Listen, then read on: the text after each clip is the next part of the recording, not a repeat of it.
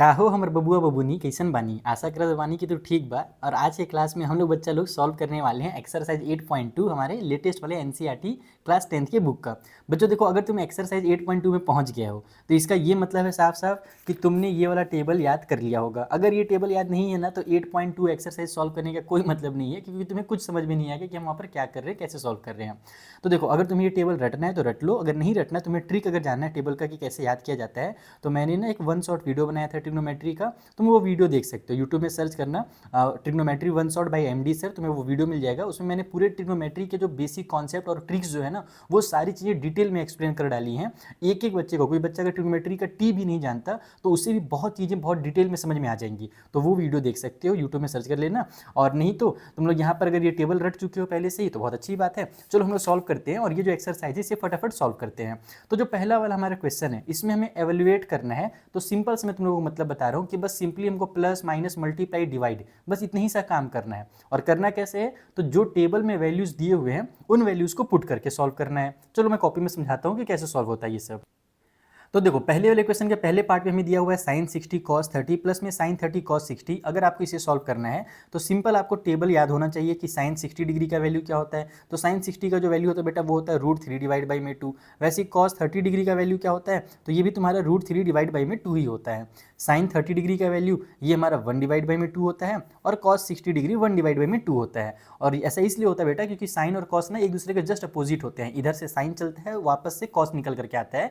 तो अगर तुम लोग ये ट्रिक वगैरह जानना चाहो तो इस वीडियो में मैंने सिखाया था कि कैसे इसको हम लोग याद करते हैं, इसका निंजा टेक्निक क्या है। तो सिंपली हमारे पास ये मल्टीप्लाई हो जाएगा, न्यूमरेटर का न्यूमरेटर से मल्टीप्लाई होगा, √3 मिलकर के 3 बन जाएंगे। नीचे में हमारे पास 2 2 जा ये 4 बन जाएगा, और उसी तरीके से इधर 1 1 जा 1 हो जाएगा, और नीचे में हमारे पास 2 2 जा 4 हो जाएगा। अब ऐड कर दो क्योंकि डिनोमिनेटर सेम है तो 4 आ जाएगा, न्यूमरेटर 3 + 1 हो जाएगा। तो 3 + 1 कितना होता है, 3 + 1 हमारा 4 होता है। नीचे में भी 4 है, 4 से 4 कैंसिल कर दो तो आंसर आ जाएगा 1। नीचे में जो 1 आएगा उसको लिखने की जरूरत नहीं है। तो इसका सॉल्व होने के बाद जो आंसर आ रहा है वो 1 आ रहा है। बस इतना ही सा काम करना और कुछ करने ही नहीं है। तो देखो, तुम लोग बस प्लस माइनस की ना, जैसे क्लास 6 में करते थे वही एकदम सिंपल है। बस एक थोड़ा सा काम क्या करना पड़ा कि ये नंबर्स का जो वैल्यू है वो हमें पहले से नहीं दिया हुआ था, ये हमें याद करना पड़ेगा। तो बस नंबर्स याद कर लो, वैल्यूज याद कर लो, साइन का, कॉस का, टेन का, कॉट का, सारे का। वैसे एक का भी याद करोगे तो सारे याद हो जाते हैं। इसका एक निंजा टेक्निक है कि बस तुम पहला वाला लाइन अगर याद कर लो तो तुम्हें बाकी के ऑटोमेटिकली याद हो जाएंगे। तो वो सब ट्रिक मैंने सिखाया वहाँ पर। बाकी फिलहाल आगे बढ़ते हैं और जो अगला वाला क्वेश्चन है उससे सॉल्व करते हैं। तो देखो, जो सेकंड वाला क्वेश्चन है वहाँ पर हमें दिया हुआ है 2 tan का square 45 degree plus cos square 30 degree minus sine square 60 degree. इसे कैसे सॉल्व करना है, जैसे पिछले वाले को किए थे, 2 के बदले में बस 2 रहने दो। फिर tan स्क्वायर है, पिछले बार देखो स्क्वायर नहीं था, तो इस बार क्या होगा कि tan 45 डिग्री का वैल्यू अगर तुम्हें पता है वो होता है 1, तो तुम्हें सिंपली 1 का स्क्वायर कर देना है। जो स्क्वायर है इसमें सिंपल स्क्वायर कर दो और कुछ नहीं करने का। वैसे कॉस 30 डिग्री का वैल्यू कितना होता है, √3 बाई में 2 होता है। तो यहाँ पर √3 डिवाइड बाई 2 करो और फिर इसका भी स्क्वायर कर दो क्योंकि यहाँ पर भी स्क्वायर है। फिर माइनस की साइन 60 डिग्री का वैल्यू कितना होता है, ये भी हमारा √3/2 होता है, तो ये भी √3/2 हो जाएगा।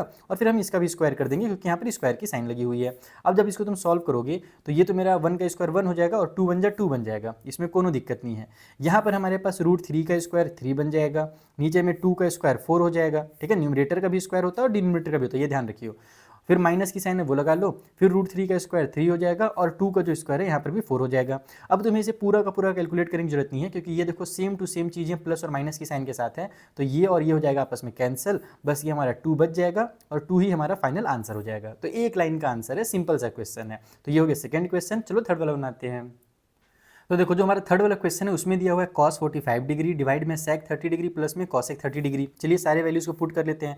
cos 45 का वैल्यू क्या होता है पता है तुम्हें, 1 डिवाइड बाई में √2 होता है। नीचे में हमारे पास sec 30 डिग्री का जो वैल्यू है वो होता है 2 डिवाइड बाई में √3।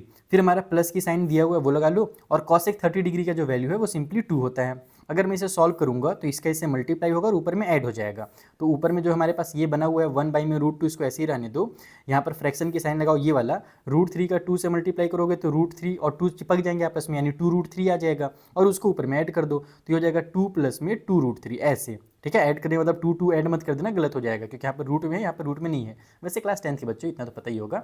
नीचे में हमारे पास जो √3 है वो एज इट इज उतर गया। अब अगला काम क्या होता है, कभी भी अगर दो फ्रैक्शन आपस में डिवाइड हो रहे हो तो उनको डिवाइड ना करके हम आपस में मल्टीप्लाई करते हैं, यानी कि 1 डिवाइड बाई में जो √2 है उसमें हम मल्टीप्लाई कर देंगे इसका। लेकिन होता क्या है कि जो न्यूमरेटर में है, यानी वो ऊपर वाला नीचे आ जाता है, नीचे वाला ऊपर चला जाता है, डिनोमिनेटर वाला ऊपर चला जाता है, न्यूमरेटर वाला नीचे आ जाता है। तो √3 हमारा ऊपर चला जाएगा और नीचे में क्या आ जाएगा भाई, तो नीचे में ये वाला पार्ट जो हमारे पास है 2 प्लस में 2 √3 ये उतर जाएगा। अब जब तुम मल्टीप्लाई करोगे तो ऊपर में √3 का 1 से मल्टीप्लाई होकर के √3 आ जाएगा, नीचे में इनका इन दोनों से मल्टीप्लाई होगा। ध्यान रखियो, यहाँ पर जब तुम मल्टीप्लाई करोगे तो इसमें बहुत सारे बच्चे गड़बड़ ये करते हैं कि बस इसका इससे मल्टीप्लाई करते हैं, इसका इससे करते ही नहीं है, तो वो गलत हो जाता है। तो यहाँ पर हम लोग जब इससे मल्टीप्लाई करेंगे तो ये 2 रूट में हमारा 2 आ जाएगा, ठीक है। ये 2 का √2 से मल्टीप्लाई हुआ, दोनों चिपक गए। फिर प्लस की साइन के साथ यहाँ पर भी हमारा 2 √3 का √2 से मल्टीप्लाई होगा, तो एक्चुअल में तो 2 √6 हो जाएगा, यानी √3 और √2 मिल करके √6 बना लेंगे। लेकिन मैं वो लिख नहीं रहा हूँ, क्यों नहीं लिख रहा हूँ अभी उसका रीज़न बताऊँगा आपको। देखो ये 2 √2 और मल्टीप्लाई में √3 ऐसे मैं लिख रहा हूँ अलग अलग, ठीक है। यहाँ पर तुम डायरेक्ट √6 भी लिख सकते हो, लेकिन मैंने नहीं लिखा है क्योंकि मैं पहले बहुत बार बच्चों को क्वेश्चन पढ़ा चुका हूँ, तो मुझे पता है कि यहाँ पर क्या कॉन्सेप्ट यूज़ करना है बच्चों के लिए। तो देखो होगा क्या ना कि अब हमें यहाँ से कॉमन लेना पड़ेगा, क्योंकि डिनोमिनेटर को सॉल्व करना है। तो हमारे पास यहाँ पर दोनों चीज़ें क्या हो रही है, कॉमन मिल रही है ना, 2 √2 और 2 √2। तो मैं दोनों में से 2 √2 को कॉमन ले लूँगा। ऊपर में जो √3 उसको कुछ नहीं करने का, उसको इज्जत के साथ एकदम उतार दो। यहाँ पर आप लोग 2 √2 लिख लो ऐसे, और यहाँ पर बचेगा क्या, इसमें से हमने 2 √2 बाहर निकाल दिया तो 1 बचेगा, कुछ है नहीं क्योंकि। और इधर हमारे पास ये √3 बच जाएगा, तो इसको √3 ऐसे लिख दो। अगर मैं इसी को √6 लिख देता ना, यहाँ पर 2 √6 लिख देता और उसमें से 2 √2 बाहर निकालता, तो फिर मुझे अलग से एक्सप्लेन करना पड़ता कि देखो बच्चा √6 जो होता है वो √2 मल्टीप्लाई √3 होता है। तो ये सारी चीज़ मैंने पहले कर रखी है, इसलिए मुझे आइडिया है कि बच्चों को क्या समझाना है, कैसे समझाना है। तो इस तरीके से तुम लोग इसको सॉल्व कर लिए। अब लेकिन एक ट्विस्ट ये आ गया कि डिनोमिनेटर हमारा एक इरेशनल नंबर हो जा रहा है, यानी कि अब यहाँ पर क्या करना पड़ेगा, हम लोगों को रैशनलाइजेशन करना पड़ेगा। कभी भी अगर डिनोमिनेटर इरेशनल आ जाए, कभी भी अगर हमारा डिनोमिनेटर इरेशनल आ जाए तो वहाँ पर रैशनलाइजेशन जरूर करना, उसको आधा नहीं तो ये आधा आंसर है, कंप्लीट आंसर ये नहीं कहलाएगा। तो कैसे रैशनलाइजेशन होता है सर, आप लोगों को याद होगा क्लास 9th में सिखाया था मैंने। ऊपर में √3 है, सेम टू सेम रहने दो। नीचे में हमारे पास 2 √3 और फिर ब्रैकेट के अंदर में 2 √2 है, 2 √2 और ब्रैकेट के अंदर में 1 प्लस में √3 है। तो ये वाला जो पार्ट है 1 प्लस √3 हम इसी का ऊपर नीचे मल्टीप्लाई कर देंगे और 1 माइनस में √3 लिख करके करेंगे। यानी जो भी हमारे पास है रैशनलाइज करने के लिए हम सेम टू सेम उसी चीज़ का ऊपर नीचे मल्टीप्लाई करते हैं, बस फर्क क्या रहता है कि साइन को चेंज कर दिया जाता है। ये क्लास 9th में मैंने सिखाया था। अब जब तुम सॉल्व करोगे तो √3 का 1 से मल्टीप्लाई होगा तुम्हारा, तो √3 आ जाएगा। और √3 जब मिलेंगे तो हमारा माइनस का 3 बन जाएगा, है ना। √3 और √3 मिल करके 3 बन जाते हैं, तो वो मैंने माइनस का 3 लिख दिया। नीचे में क्या होगा कि ये तो 2 √2 पहले की तरह रहेगा, इज्जत के साथ उसको उतार दो। यहाँ पर a प्लस बी और a माइनस बी वाला फॉर्मूला लगता है, और हम लोग रैशनलाइज जब भी करते हैं तो यही फॉर्मूला लगता है, a का a plus b a minus b, यानी कि a² और माइनस में b²। तो यहाँ पर ये क्या बन जाएगा, 1 का स्क्वायर और फिर माइनस में √3 का स्क्वायर, ऐसे लिख देता हूँ पूरा अच्छे से एकदम बेसिक कॉन्सेप्ट के साथ। इतना क्लियर है। अब आधा देखो रैशनलाइज हो गया, कैसे हो गया, ऊपर में तो हमारे पास √3 माइनस में 3 आ गया, ऊपर में कोई दिक्कत नहीं, जो भी आ जाए आंसर हम लोग लिख लेंगे। मेन है नीचे में हमारे पास यहाँ पर ये 2 √2 आ रहा है, और इधर ब्रैकेट के अंदर 1 का स्क्वायर 1 होता है और √3 का स्क्वायर 3 होता है, तो 1 माइनस में 3 बन गया ये। अब क्या होगा सर जी, तो अब यहाँ पर इसका फिर से मल्टीप्लाई हो जाएगा। तो जब हम मल्टीप्लाई करेंगे तो ऊपर में तो हमारे पास √3 माइनस में 3 पहले की तरह रहेगा, लेकिन नीचे में यहाँ पर ये सॉल्व होकर के माइनस का 2 बन रहा है। ये जब सॉल्व करोगे 3 में से 1 माइनस करोगे तो माइनस का 2 आएगा। उस माइनस के 2 का इनसे जब मल्टीप्लाई करोगे तो 2 2 जा 4 हो जाएगा, लेकिन प्लस माइनस माइनस का 4, और ये जो रूट का 2 है वो एज इट इज़ उतर जाएगा। तो यहाँ तक हमारे पास सॉल्व हुआ। देखो पहले कितना बड़ा था, ये इतना बड़ा था, हमने इस पार्ट को रैशनलाइज किया तो हमारे पास ये वाला पार्ट आया। लेकिन अभी भी दिक्कत ये है कि अभी भी हमारे पास डिनोमिनेटर में एक इररेशनल नंबर है, और हम क्या जानते हैं कि कभी भी अगर डिनोमिनेटर में इररेशनल हो तो उसे रैशनल बनाना पड़ता है। तो फिर से हम क्या करने वाले हैं, यहाँ पर फिर से रैशनलाइज अगेन रैशनलाइजेशन। तो जब दोबारा से तुम रैशनलाइजेशन करोगे तो अब ये खत्म हो जाएगा, फाइनल पार्ट है ये। हमारे पास ये हो जाएगा √3 माइनस में 3, डिनोमिनेटर में हमारे पास माइनस का 4 रूट में 2 है। माइनस के साइन में तुम हटा भी सकते हो यहाँ पर से, चलो फिलहाल मैं नहीं हटा रहा हूँ, आगे हटा देंगे। ये जो √2 है इसको ऊपर में भी लिखो और नीचे में भी लिखो, कभी भी ऐसा आ जाए तो बस √2 ऊपर नीचे मल्टीप्लाई कर दो, तुम्हारा रूट हट जाएगा। ऊपर में जब ये से मल्टीप्लाई होगा तो हमारा वही रूट में 6 आ जाएगा। √2 का 3 से मल्टीप्लाई होगा तो 2 रूट में 3 हो जाएगा इस तरीके से। नीचे में हमारे पास ये √2 और √2 मिल करके हमारा 2 बन जाएंगे, और -4 का जब 2 से मल्टीप्लाई होगा तो माइनस का 8 बन जाएगा। अब जो माइनस की साइन है हमें इसे हटाना है, क्योंकि डिनोमिनेटर में कभी माइनस की साइन नहीं लिखा जाता है, तो तुम डायरेक्ट भी हटा सकते हो, डायरेक्ट ऊपर में लिख सकते हो, लेकिन उससे क्या करना पड़ेगा, ऊपर वाले के दोनों के साइन को चेंज करना पड़ेगा। देखो कुछ इस तरीके से, यहाँ पर ये माइनस की साइन लगाओ, ब्रैकेट के अंदर में लिखो √6 और माइनस में 2 रूट में 3, और डिनोमिनेटर में लिख दो तुम लोग इस तरीके से 8, ऐसे लिखोगे तो भी सही है। और अगर तुम ब्रैकेट ओपन करके लिखना चाहो तो भी सही है। उसमें करना क्या पड़ेगा, हमारे पास ये वाला जो पार्ट है 2√3, ये हमारा माइनस और माइनस प्लस में बन जाएगा 2√3, और ये जो माइनस का ये हमारा जो 6 है ये माइनस की साइन के साथ मल्टीप्लाई होकर के माइनस का √6 हो जाएगा, और डिनोमिनेटर में हमारे पास जो 8 है वो उतर जाएगा। तो ये भी लिखोगे तो भी ठीक है, यहाँ तक बना दोगे तो ज़्यादा बेहतर है, ब्रैकेट वगैरह हटा दो। तो ये होगा फिर तुम्हारा फाइनल आंसर, और इस तरीके से इस क्वेश्चन को करना है कंप्लीट। अच्छा एक सेकंड बच्चों ना, एक छोटा सा सिली सा मिस्टेक हो गया है इतने बड़े क्वेश्चन में, छोटा मोटा होते रहता है, चिंता ना करो, बड़े बड़े क्वेश्चन में छोटी छोटी दिक्कत होती है। दिक्कत क्या हुआ है कि यहाँ पर मैंने ना हड़बड़ी में शैतान का काम कर दिया। तुम लोग कभी मत करना शैतान का काम, हड़बड़ी में शैतान काम हो जाता है, ऐसे मेरे दादाजी कहते थे। यहाँ पर इनका जब मैं मल्टीप्लाई करूँगा तो बेटा रूट में तो अंदर में 2 ना जाएगा, ये 3 तो बाहर ना रहेगा, मैंने उसका जस्ट उल्टा कर दिया है। ये 2 हमारा अंदर में होगा और 3 बाहर में होगा। वैसे यहाँ पर भी 2 अंदर में होगा, रूट के अंदर तो भैया 2 था, उसका 3 से मल्टीप्लाई हो रहा था, 3 बाहर में होगा। तो फाइनल आंसर में वैसे ये 3 बाहर में और रूट के अंदर हमारा 2 हो जाएगा। तो ये है एक्चुअल में, थोड़ा सा गड़बड़ हो गया था, चलो कोई बात नहीं, होते रहता है। अब अगला जो क्वेश्चन है 4th नंबर का, चलो फटाफट उसे भी बना लेते हैं। तो देखो ये हमारे पास 4th नंबर वाला क्वेश्चन है। यहाँ पर हमें दिया हुआ है sin 30, tan 45, cosec 60, sec 30, cos 60, cot 45, यानी सभी का यूज़ कर दिया है। तो चलो हम लोग भी सारे वैल्यूज पुट करते हैं और इसे सॉल्व करते हैं।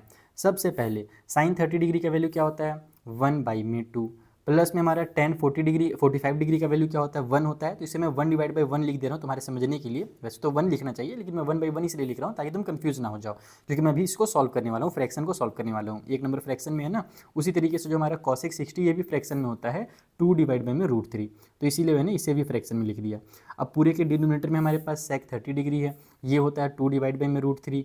फिर हमारे पास है cos का 60 डिग्री, और ये कितना होता है तो ये 1/2 होता है, जितना sin 30 होता है उतना ही cos 60 डिग्री का होता है। और cot 45 और tan 45 दोनों सेम होते हैं, यानी कि भी हमारा 1/1 हो जाएगा, यानी कि 1 होता है। अब करेंगे क्या सर, तो न्यूमरेटर में ये वाले जो नंबर हैं ये सभी भी फ्रैक्शन में है, और इनके डिनोमिनेटर में तुम देखो अलग अलग नंबर हैं, तो एलसीएम ले लो।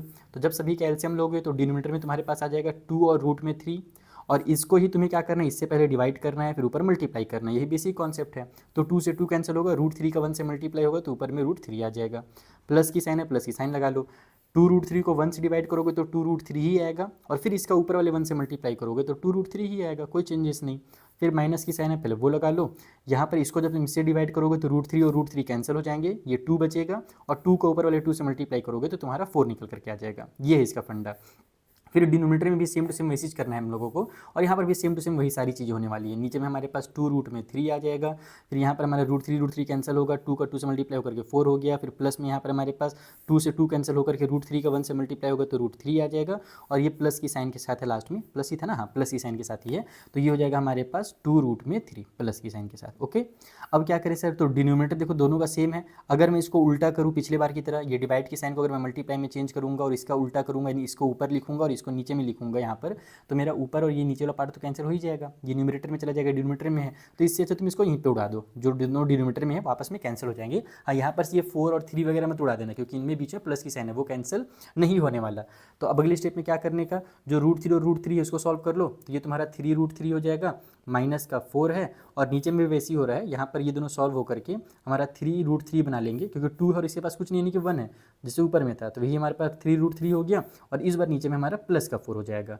अब यहाँ पर से आता है ट्विस्ट। ट्विस्ट क्या आता है कि डिनोमिनेटर फिर से एक इरेशनल नंबर आ गया। हम क्या जानते हैं, इरेशनल आ जाएगा तो मेहनत करना पड़ेगा और इसे रेशनलाइज करना पड़ेगा।